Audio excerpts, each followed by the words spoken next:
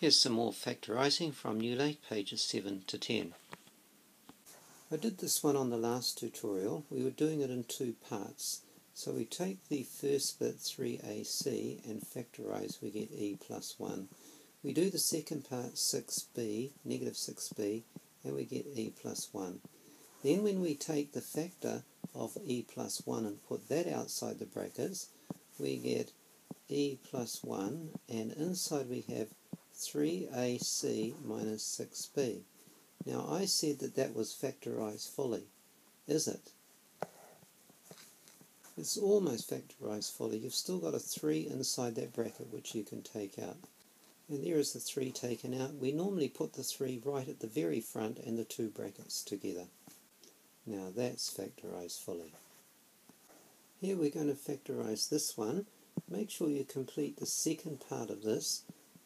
One answer that I got was x minus 10 times x minus 10. That is correct, but just finish it off. That's the same as x minus 10 all squared. Think about these two examples. The first thing that you should do when you get examples like this is to see if there's a common factor in each of them. For example, 3 will divide into each of those terms, but 3 won't divide into each of those terms because 3 won't fit into the 7. So for the first one, we treat it slightly differently. First of all, remove the 3 outside the bracket, so divide every term by 3, and you would get this. Then the second part can be factorised really easy into two pairs of brackets, x minus, 3 ones are 3. So there we're done. That was fairly easy. But the other one requires the ACC method that I use. Assume, calculate, cancel. So we're going to assume that it's 3x times 3x divided by 3, and list the factors of 3 times 6, which is negative 18. So list the factors of negative 18.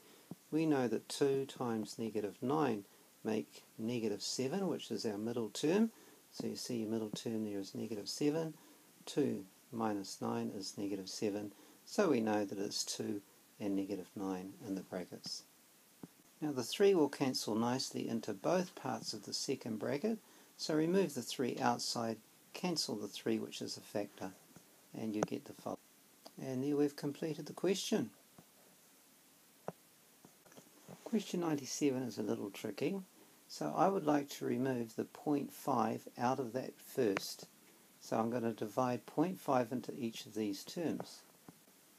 Now you might say, where did that 48 come from? Well, when I go 0.5 times 48, I get 24. When I go 0.5 times negative 2, I get negative 1n. That's where I get it from. Then you can factorise the rest nicely.